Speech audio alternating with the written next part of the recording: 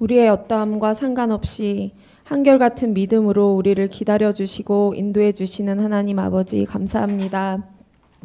죄인 되어 죽음밖에 답이 없던 우리에게 예수님 닮아가며 하나님의 자녀로 살아갈 수 있는 방법을 배우게 하시니 감사합니다.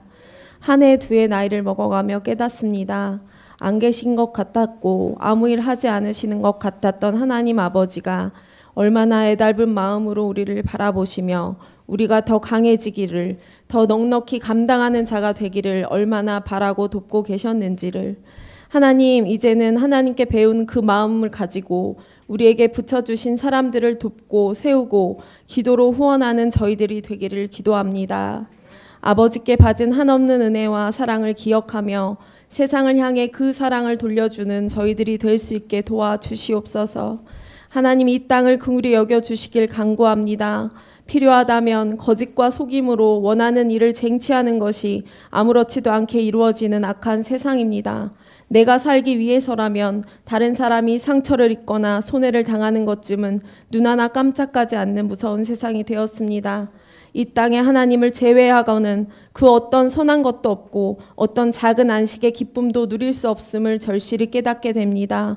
하나님 도와주시옵소서. 비정하고 사랑 없는 이 세대를 불쌍히 여겨주셔서 아무 소망 없어 보이는 현실에서도 하나님의 계획이 성취되고 하나님의 사람들이 승리하는 소식들을 들을 수 있게 은혜를 베풀어 주시길 기도합니다. 너희 안에서 행하시는 이는 하나님이시니 자기의 기쁘신 뜻을 위하여 너희에게 소원을 두고 행하게 하시나니. 빌립보서 2장 13절 말씀. 이 말씀이 우리 교회의 모든 성도님들과 특별히 다음 세대에게 성취될 것을 예수님의 이름으로 선포합니다. 하나님, 우리의 마음 가운데 하나님이 주신 소원이 피어나기를 간구합니다. 그 소원으로 인해 열심히 일하고 공부하고 행할 것들을 하지 않고는 견딜 수 없는 열망들이 우리 안에서 흘러넘치게 도와주시옵소서. 인내로 겸손으로 하나님이 선물해 주신 그 소원들을 하나하나 성취해가는 우리 화도 드림교회가 되게 하여 주시옵소서. 하나님 안에서 단단한 실력을 갖춘 우리들이 이 나라와 세계 열방을 품고 기도하며 실제로 하나님이 보내시는 그 자리에서 그 자리를 묵묵히 감당하며 하나님의 나라를 확장시키는 귀한 용사들이 될 수 있게 도와주시옵소서. 하나님, 우리가 더욱더 기도와 말씀 읽기에 마음과 힘을 다하게 되길 기도합니다. 특별히 공예배 가운데 기도의 기름 부음과 돌파의 기름 부음을 부으셔서 연합하여 기도할 때 그 능력이 얼마나 대단한지를 우리가 함께 경험하며 알게 하여 주시옵소서. 우리 교회 성도님들 모두에게 기도의 자리를 더욱더 사모하는 은혜가 있기를 간절히 기도합니다. 오늘 말씀을 전하시는 목사님을 위해서 기도합니다. 목사님께 하나님의 영을 부으셔서 누구나 깨달을 수 없는 하나님의 기묘하고 놀라운 말씀을 꿰뚫어 볼 수 있는 능력을 주시고 그 말씀을 성도들이 잘 소화시키도록 가르침과 선포의 능력을 부어 주시옵소서. 그리하여 말씀이 힘이 되는 그 말씀 그대로 살아내는 성도들로 자라가는 귀한 화도 드림교회로 이끌어 가실 수 있게 목사님에게 능력을 더하여 주시옵소서. 오늘 예배 가운데 성령 하나님 임재하여 주셔서 우리 모든 사람들의 마음을 만져주시고 우리를 만나주시기를 간구합니다. 이 모든 말씀 예수님의 이름으로 기도합니다.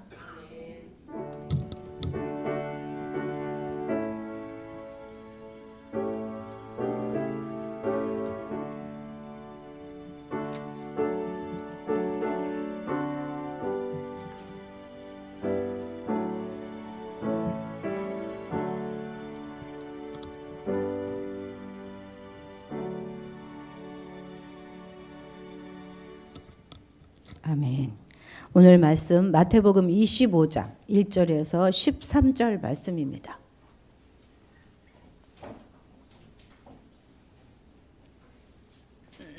다윗이는 앞쪽에 나와서 앉으세요.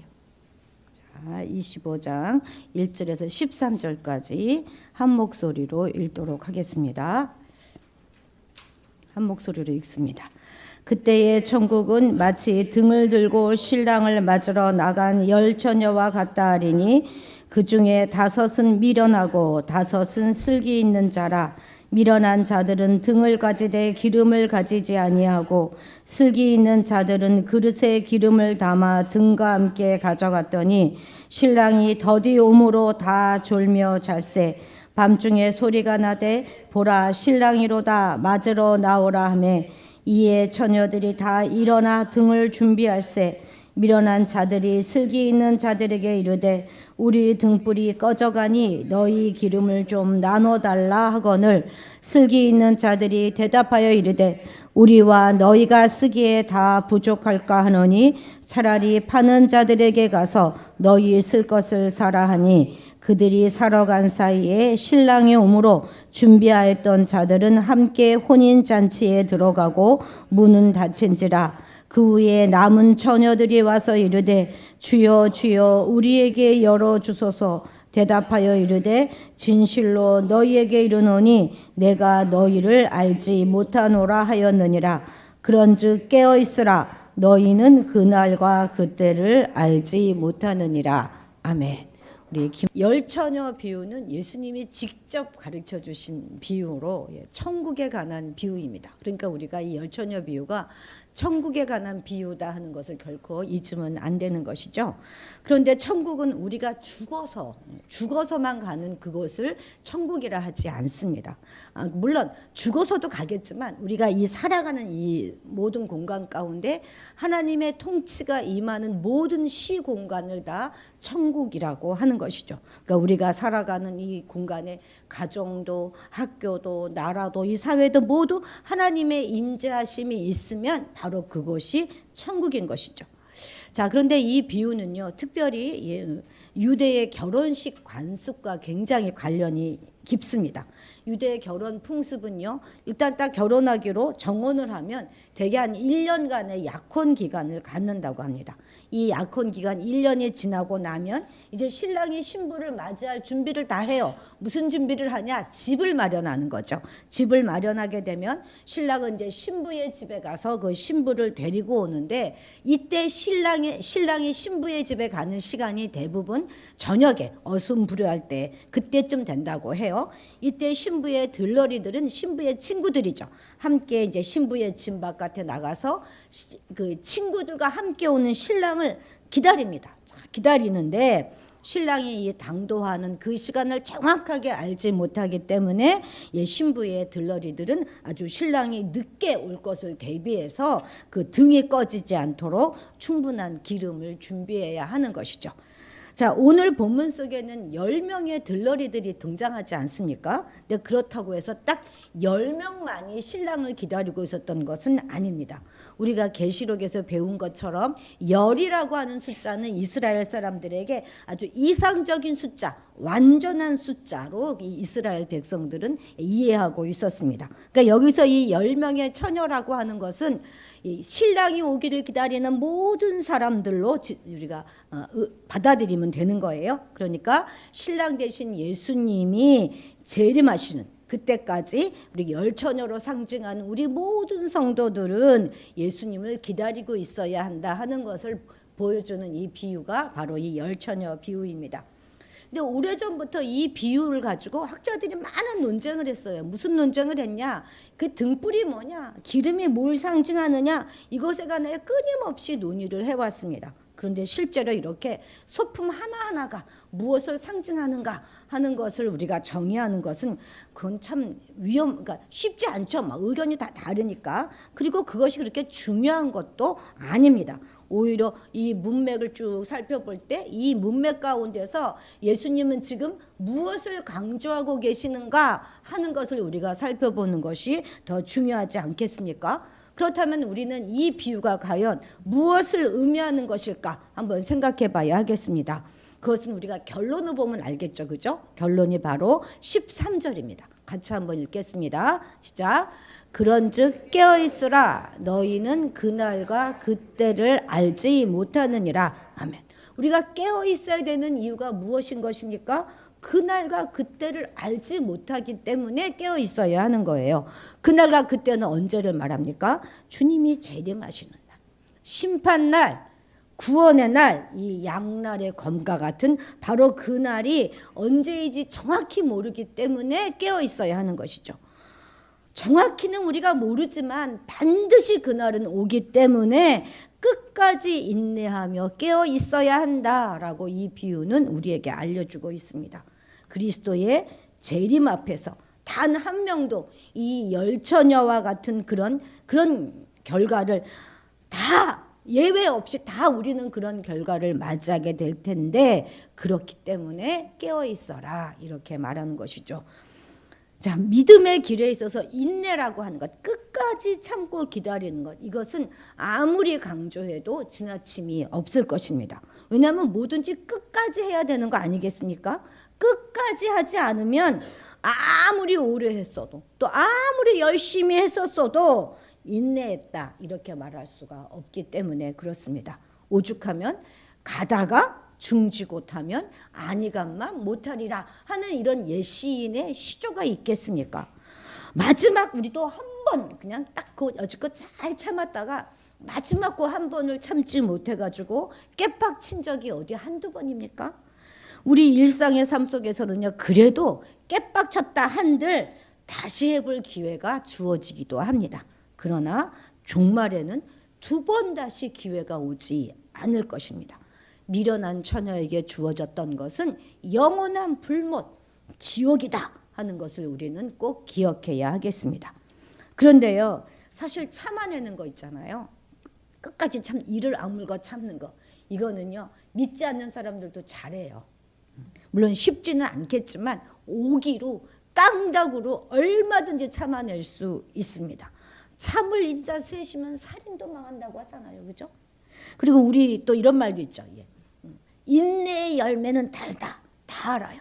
그래서 믿지 않는 자들도 그냥 어거지로 참아내기도 합니다. 그런데 우리 믿는 자들은 그렇게 억지로 참으면 안 되는 거예요. 그냥 참기만 하면 안 되는 거예요. 오늘 저는 이 비유를 통해서 우리가 인내하는 것뿐만 아니라 인내하면 이 우리 인생 가운데서 또 우리 그때 우리가 이루어 가야 할 예수님의 성품은 뭐가 있는가 하는 그런 중요한 진리들을 한번 찾아보려고 합니다. 자, 첫 번째입니다. 첫 번째, 그냥 인내만 하면 안 돼요. 무조건 끝까지 인내하면 안 되고, 뭘 해야 되냐?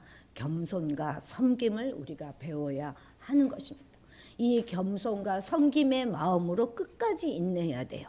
겸손과 섬김이라는 게 무엇입니까? 이것이 바로 뭐냐면 나는 주인공이 아니라 조연이다 하는 것을 깨닫는 것입니다. 나는 결코 주인공이 아닙니다. 자, 1절 같이 읽겠습니다. 시차약. 그때에 천국은 마치 등을 들고 신랑을 맞으러 나간 열처녀와 같다 하리니. 아멘. 당연 결혼식에서 주인공은 신랑과 신부이지요. 들러리는 결국 들러리인 것입니다. 그런데 이 비유 속에서는 우리 성도들이 바로 이 열처녀들과 비유되고 있어요. 우리가 신랑과 신부로 비유되는 게 아닙니다. 우리가 열처녀예요. 그렇습니다. 우리는 결코 주인공이 아닌 것입니다. 우리 그리스도인들은 주님이 우리의 주인 되심을 날마다 고백하는 자들이에요. 우리의 마음의 왕자를 기꺼이 주님께 내어드린 자들입니다. 그래서 우리는 우리 인생의 조차에서도 우리가 주인공이 될 수 없는 사람들이에요. 이것이 바로 우리의 정체성입니다. 무슨 말입니까? 내 인생도 내 마음대로 해서는 안 되는 자들이 성도들이라는 것입니다. 우리가 우리 인생에도 주인공이 될 수 없는데 하물며 다른 사람의 인생에는 오죽하겠습니까? 남편의 인생에도, 또 친구의 인생에도, 그리고 심지어 자식의 인생에 있어서도 우리는 조연이고 우리는 엑스트라인 거예요. 우리는 평생 이것을 잊지 말아야 하겠습니다. 여러분들도 드라마 아주 좋아하시죠? 저도 전공인지라 드라마 굉장히 좋아합니다. 드라마에는요 주인공만 나오나요? 아니죠. 조연도 엑스트라도 훨씬 더 많이 나와요. 그래서 드라마가 재미있습니다. 그런데 이런 드라마 속에서 나오는 조연의 역할은 뭐예요? 한마디로 주연을 빛내주는 거예요. 철저히 주인공을 빛내주는 자들이 조연입니다. 어떤 때는 보면 참 치사하리만큼 주인공이 다 해먹어. 그렇죠? 그렇습니다. 조연이 아무리 인기가 있고 그 연기력을 인정받는다 하더라도 주인공 이상으로 막 튀려고 하면 그 드라마는 앙상블이 깨지는 거예요. 조연은 조연다울 때, 엑스트라는 엑스트라다울 때 가장 아름답습니다. 여러분, 직원이요 사장처럼 일하면 잘하는 건가요? 알바가 사장처럼 일하면 잘하는 건가요? 그렇지 않아요. 그렇게 일하면 참 사장은 부담스러울 것입니다. 그냥 사장은 사장답게, 알바는 알바의 역할, 그것만 하면 되는 거예요. 우리 성경 속에도 야곱이 있잖아요. 야곱. 참 자신의 인생 속에 쓸데없이 개입한 엄마 때문에 그냥 평생 파란만장한 삶을 살았던 사람이 바로 이 야곱입니다. 그의 어머니 리브가는요, 그 야곱을 임신했을 때 쌍둥이를 임신했잖아요. 하나님으로부터 한 음성을 듣습니다. 이게 창세기 25장 23절 같이 읽어볼까요? 여호와께서 그에게 이르시되 두 국민이 내 태중에 있구나. 두 민족이 내 백중에서부터 나누이리라. 이 족속이 저 족속보다 강하겠고 큰 자가 어린 자를 섬기리라. 아멘. 자, 그에게 누구에게? 하나님이 리브가에게 나타나셨어요. 그래서 말씀해 주셨는데 네 안에 쌍둥이가 있구나. 이 족속은 뭐니? 이 족속이 저 족속보다 강할 것인데 이 족속이 바로 어린 자, 동생 야곱을 말해요.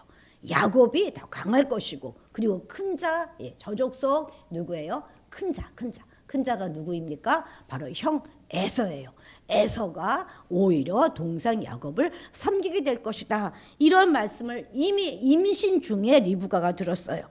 여기까지 문제 없죠. 굉장히 훌륭한 엄마 아닙니까? 기도를 그렇게 많이 하고 하나님 앞으로 많이 나아갔으니까 저런 음성도 들을 수 있었겠죠. 그런데 가만 딱 보니까 아버지 이삭은 참 무식하게, 영적으로 무식해서 야곱이 아니라 에서를 더 사랑하고 에서를 편애합니다. 그러니까 리브가의 눈에는 이삭은 좀 가짜게 보는 거죠. 하나님의 뜻도 모르는 자기 남편은 그런 사람으로 보는 거예요. 그래서 리브가는 자신이 하나님의 뜻을 이루겠다, 막 팔 걷어 붙이고 나섭니다. 마치 하나님 가만 계십시오. 내가 다 해드릴게요. 내가 하나님 뜻 다 이루어 드릴 것입니다. 이렇게 하나님까지 나설 필요 없잖아요. 이까진 일에 이러면서 적극적으로 막 진두지휘합니다. 그래서 평소 아버지 이삭이 좋아하는 요리를 맛있게 해가지고 야곱에게 에서의 옷을 입혀요. 그리고 에서의 목소리를 흉내내도록 연습시켜가지고 눈이 잘 안 보이는 아버지 앞으로 야곱을 들여보냅니다.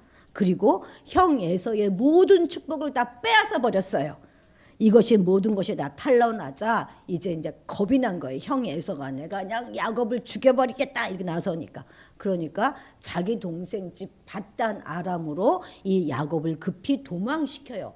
거기가 어디냐면 여기입니다. 여기 다른 나라예요. 지금 여기 부엘세바에 살고 있어요. 그날 밤에 바로 도망가서 베델에서 하룻밤 자고 저 밧단 아람까지 도망갑니다.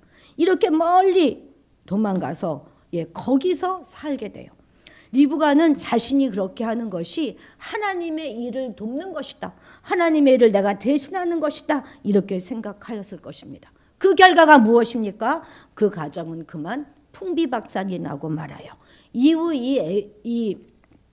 그녀는 죽을 때까지 자기 막내 아들 야곱을 만나지 못합니다. 그리고 형제지간은 오랜 기간 동안 원수가 돼서 살아가게 되지요. 야곱은 야곱대로 얼마나 힘든 시간을 보내게 됩니까? 여기 밧단 아람 삼촌 집에서 거의 머슴처럼 살아요. 머슴처럼. 그러다가 우여곡절 끝에 아내를 넷이나 갖게 돼요. 남자분들 아시잖아요. 아내 하나만 데리고 사는 것도 힘드시죠, 그죠? 넷을 데리고 살려니 얼마나 힘들었겠습니까? 이 4명의 아내에게서 난 아들이 12명이에요. 얼마나 힘든 인생을 살았을지 우리가 짐작해 볼 수 있습니다. 근데 리브가는 왜 이렇게 한 것입니까? 자신이 하나님의 뜻을 잘 알고 있고 그래서 그 뜻을 내가 딱 이루어 드려야 한다 이렇게 생각했던 것이죠. 자신이 아들을 하나님의 뜻대로 내가 이끌어야 된다고 그의 인생 가운데 막 개입해 들어간 것입니다. 그래서 기도 많이 하는 어머니들이 오히려 조심해야 돼요. 기도 많이 하시는 어머니들은 내가 하나님의 뜻을 많이 알고 있어, 내가 오라 라는 생각이 너무 강해요.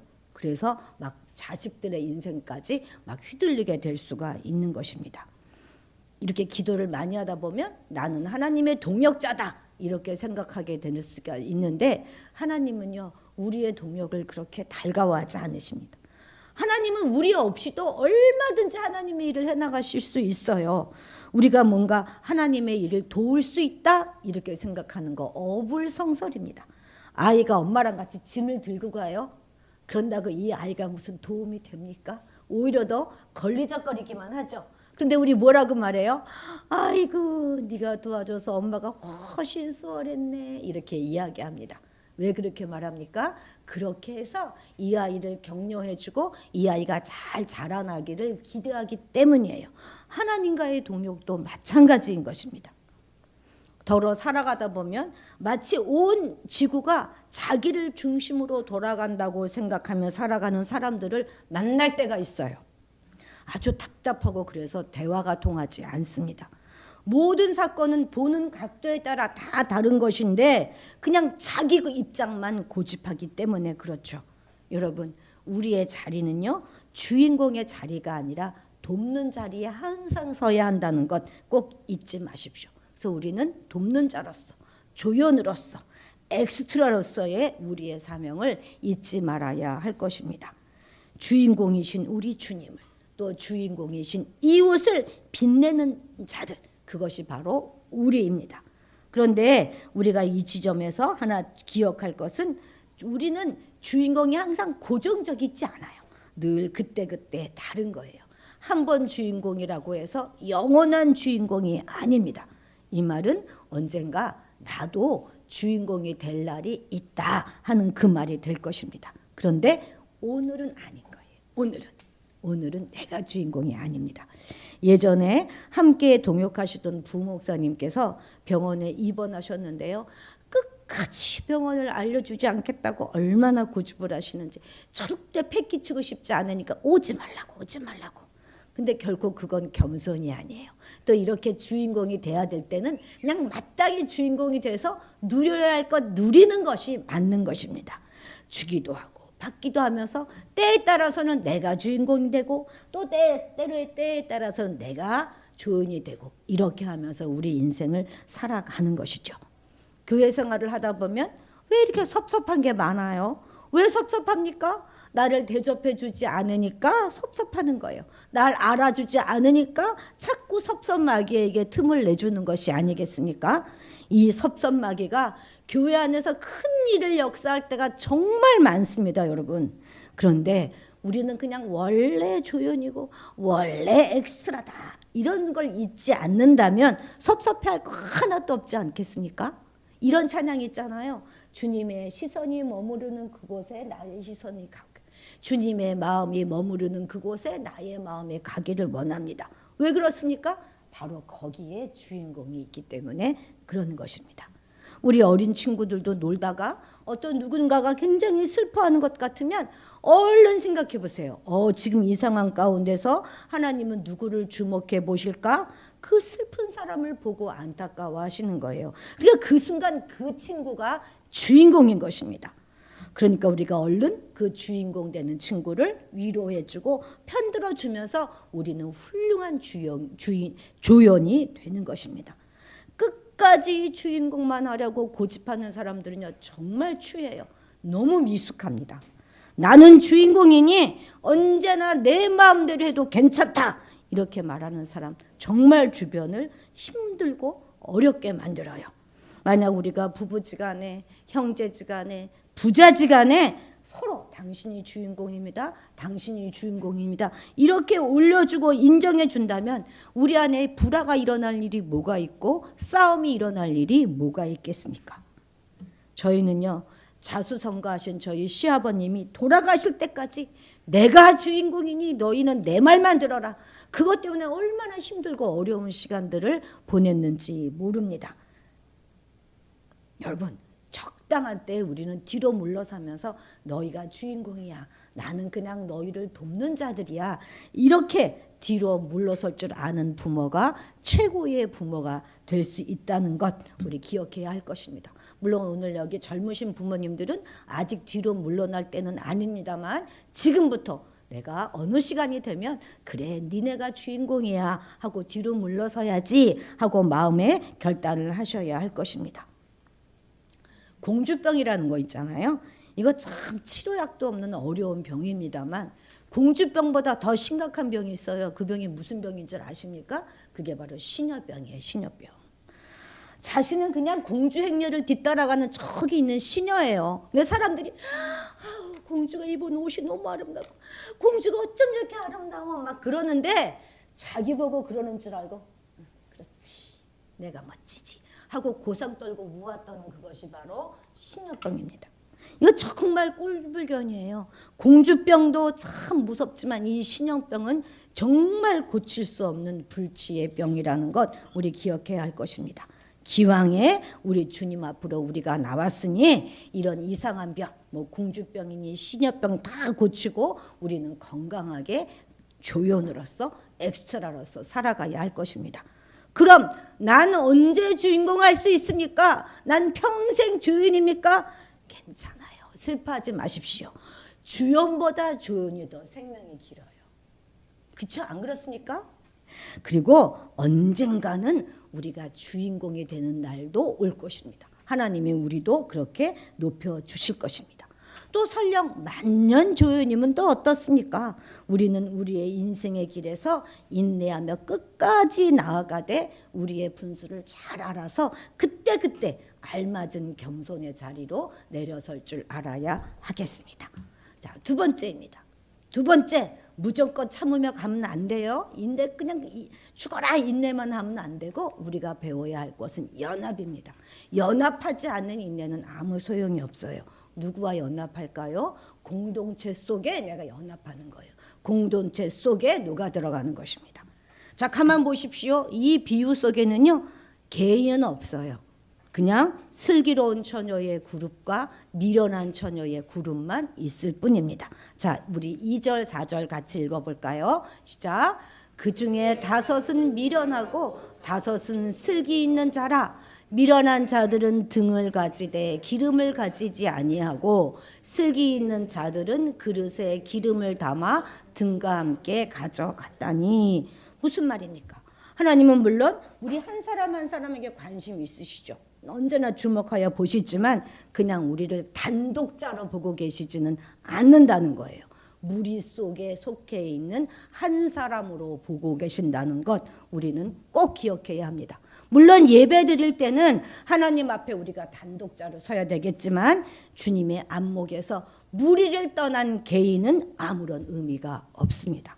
물론 하나님께서 모세나 여호수아나 아브라함을 부르셔서 그들에게 사명을 주신 거 맞아요. 그렇지만 그들을 리더로 세우신 목적도 공동체를 잘 이끌어 나가기 위한 목적으로 그들을 세우셨지 그들과 개인적인 교제나 개인적인 만남을 갖기 위해서 그들을 세우신 것은 아닌 것입니다. 하나님은 믿음의 공동체를 아주 귀하게 보십니다. 믿음의 공동체가 무엇입니까? 가정이고 교회이고 이 사회인 것이죠. 그래서 가족의 일원으로서의 한 사람, 또 교회의 한 구성으로서의 성도, 이 사회와 이 나라의 구성으로서의 시민과 국민으로 우리를 보신다는 것 우리는 꼭 잊지 말아야 하겠습니다. 이건 굉장히 중요한 개념이에요. 그런데 하나님은 왜 이렇게 공동체를 중요하게 여길까요? 왜냐하면 우리라고 하는 이것이 바로 하나님의 정체성이고 하나님의 아이덴티티이기 때문에 그렇습니다. 무슨 말이냐? 성부, 성자, 성령 다 각자 하나님이세요. 완벽한 하나님이시지만 이 세 분 하나님이 하나가 되어서 함께 하나님으로 완벽한 하나님으로 계시는 분이 우리 하나님이시잖아요. 우리로 존재하시는 하나님이십니다. 제가 이 말씀 아주 자주 드립니다. 그렇지 않습니까? 왜 그렇습니까? 여러분들이 들어서 여러분의 심령 가운데 이것이 새겨지기를 원하기 때문입니다. 제가 성경을 공부하면 공부할수록 우리에게 공동체로 우리는 살아가야 한다. 늘 성경은 이렇게 이야기하고 있습니다.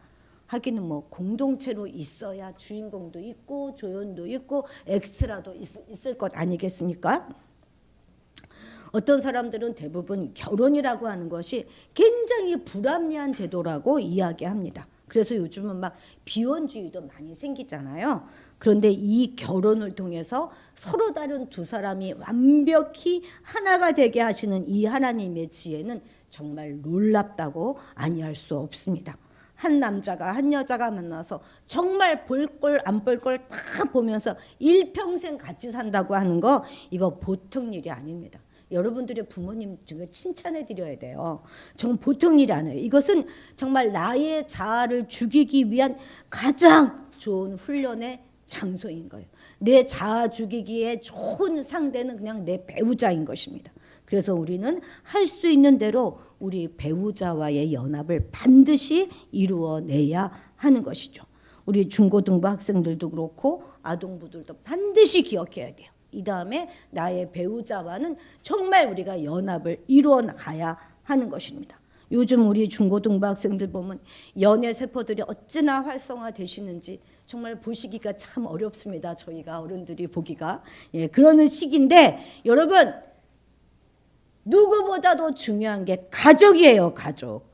어떤 경우도 가족을 떠나서 내가 있을 수는 없습니다. 반드시 기억하시고, 다 떠나고 난 뒤에 끝까지 나와 함께 남을 사람은 가족이다 하는 거 잊지 마시기 바랍니다. 여러분, 우리는 가족과 한 세트예요. 우리 교인과 한 세트입니다. 우리가 한 세트로 살아간다는 거 잊지 마시기 바랍니다. 교회 안에 여러 가지 모습들이 있고 온갖 죄인들이 다 모여 있어서 서로 부딪혀가며 상처를 주기도 하고 또 상처를 받기도 합니다. 정말 보기 싫은 사람이 있는 것도 사실이죠. 근데 정말 그 까다롭고 힘든 지체와 내가 하나가 되는 것, 그것이 바로 신앙의 길이고 그것이 바로 우리의 인생의 길이라는 것 기억하십시오. 그것을 통해서 내가 깎여가는 것이고 내 자아가 죽게 되는 것입니다. 그런데 이렇게 연합하는 것, 이것은 무작정 나의 희생만 요구하는 게 결코 아니에요. 인생의 길에서 끝까지 참고 인내해야 할 때 이렇게 연합해 가야 하는 이 힘은 마침내 우리를 굳건하게 강하게 세우는 하나님의 놀라운 능력이 될 것입니다. 자, 세 번째입니다. 자, 인내하며 살아가는 우리 인생 가운데 우리가 또 하나 꼭 기억해야 될 것, 이것이 바로 기도입니다. 기도라고 하는 것은요, 자주 넘어지는 우리에게 주어진 놀라운 능력입니다. 우리가 얼마나 자주 넘어집니까? 자주 실패하잖아요. 자주 실수하잖아요. 그런 우리에게 주어진 하나님의 능력이 바로 이 기도입니다. 자, 본문 5절 같이 읽습니다. 시작. 신랑이 더디움으로 다 졸며 잘세. 아멘. 좀 위로가 되십니까? 다 잤어요. 다 잤어요. 미련한 자들만 잠든 것이 아니라 슬기 있는 자들마저도 잠들고 말았다는 거 아니겠습니까? 아니, 좀 주님께서 슬기 있다 이렇게 이름을 붙여준 그런 사람들이라면 최소한 끝까지 깨워서 인내하며 졸지 않고 기다리고 있어야 하는 것이 아닐까요? 그런데 우리 인간은 모두 다 연약한 육신을 입고 있는 자들이기 때문에 피곤해서 그만 잠에 들고 말았습니다. 여기서 우리가 한 성경의 다른 장면이 떠오르죠.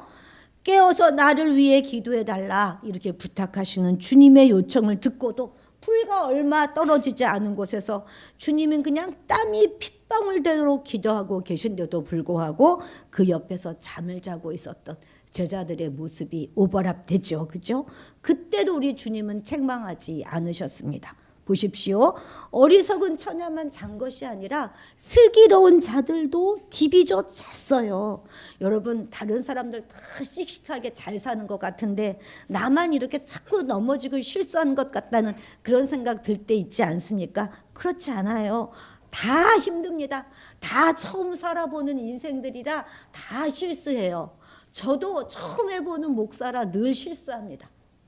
그렇지만 뭐가 달라요? 우리는 기도할 수 있는 것입니다. 3, 4절 다시 한번 볼까요? 자, 다시 한번 읽어보겠습니다. 미련한 자들은 등을 가지되 기름을 가지지 아니하고 슬기 있는 자들은 그릇에 기름을 담아 등과 함께 가져갔다니. 뭐 차이점을 여러분 아시겠습니까? 미련한 자들은요, 이만하면 됐어, 충분해 하면서 더 이상 기름을 가지고 가지 않았지만, 슬기 있는 자들은 자기가 준비한 그것이 부족할까 봐 그릇에 기름을 더 담아 가지고 갔다는 거예요. 그래서 여분의 기름을 준비하고 있었다는 것입니다. 저들에게 문제가 되는 것은 잠을 잤느냐, 잠이 들었느냐, 이것이 아니라 기름이 더 있느냐, 여분의 기름이 있느냐, 여분의 힘이 있느냐, 그것이었다는 거예요. 뭔가 대비해 놓고 있었는가 하는 바로 그것이었다는 것입니다. 우리에게도 마찬가지예요. 우리도 반드시 여분의 힘을 비축해 놓아야 하는 것입니다. 위기의 상황에 대처할 수 있는 우리 힘, 그 힘을 우리는 어떻게 비축할 수가 있겠습니까? 그것이 바로 기도라는 것이죠. 그것이 준비되어 있지 않는 자는 위기 상황에 대처할 수가 없어요. 주저앉느냐 아니냐, 이것이 아니라 우리에게 다시 뛸 수 있는 힘과 근성이 있느냐, 이것이 문제인 것입니다. 오직 이것은 기도로 가능할 수 있어요.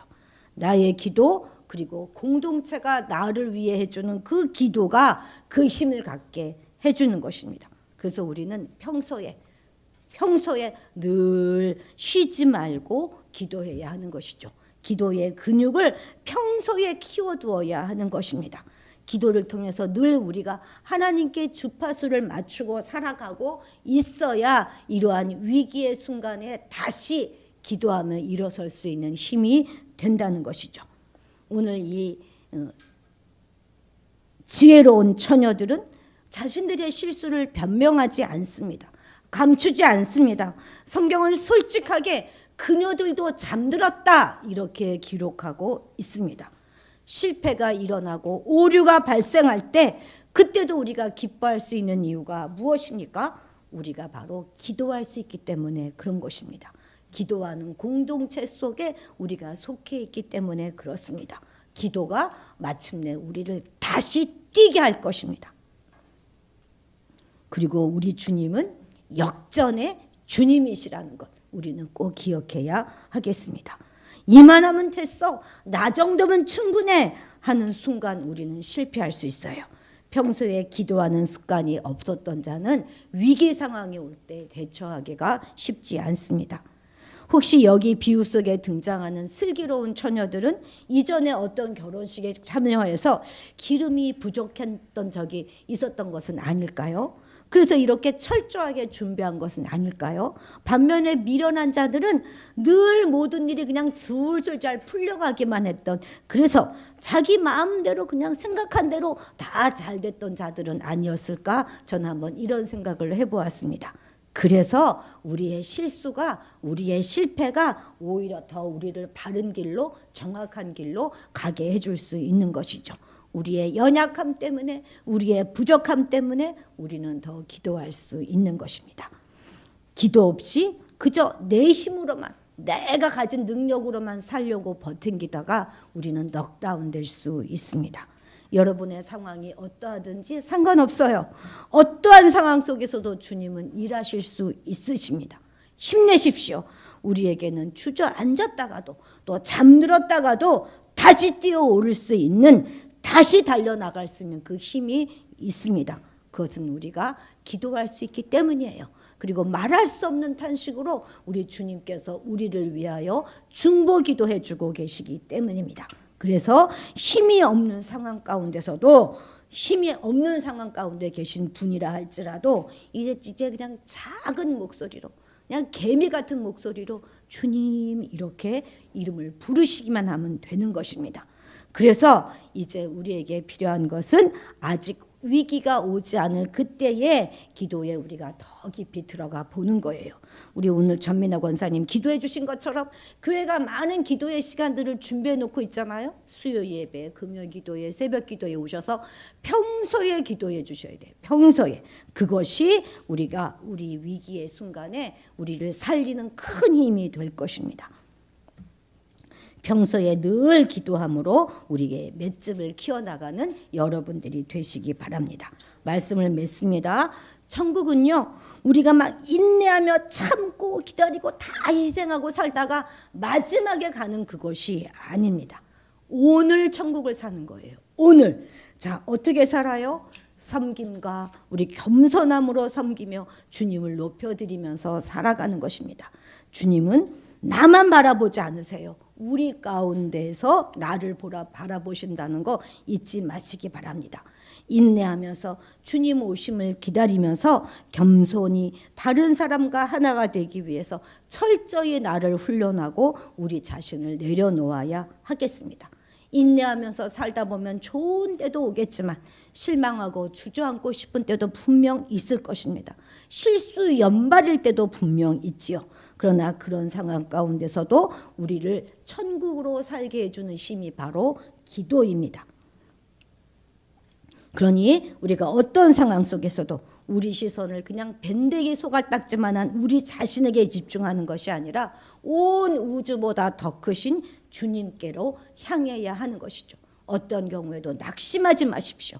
우리가 어떠하든지 용납하고 받아주시는 주님을 바라보시기 바랍니다. 주님은 That's okay, 괜찮아 이렇게 말씀해 주십니다. 그래서 우리는 평소에 늘 기도에 열심을 내야 하는 것이죠.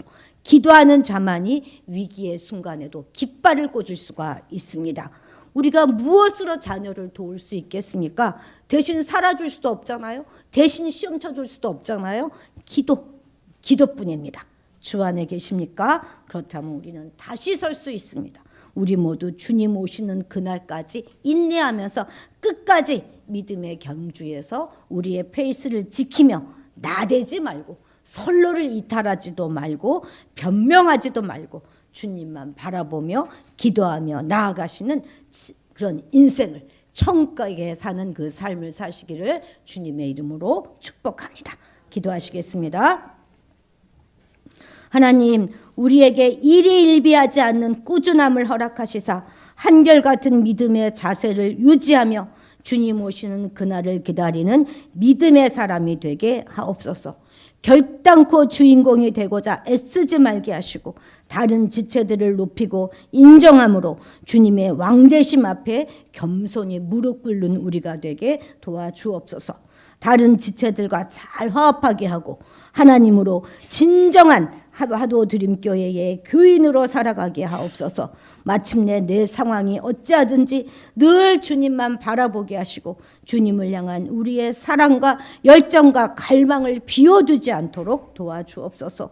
낙심할수록 기도하게 하시고 힘들수록 기도하게 하셔서 언젠가 주님을 부를 때 다시 한번 떨쳐 일어나 달려 뛰어나가는 자들이 되게 도와주옵소서. 그래서 주님이 우리를 부르셨을 때 주님 앞에 섰을 때 잘했다 충성스러운 종아 칭찬받는 우리가 되게 도와주옵소서. 감사드리며 예수님의 이름으로 기도드렸습니다. 아멘. 아멘.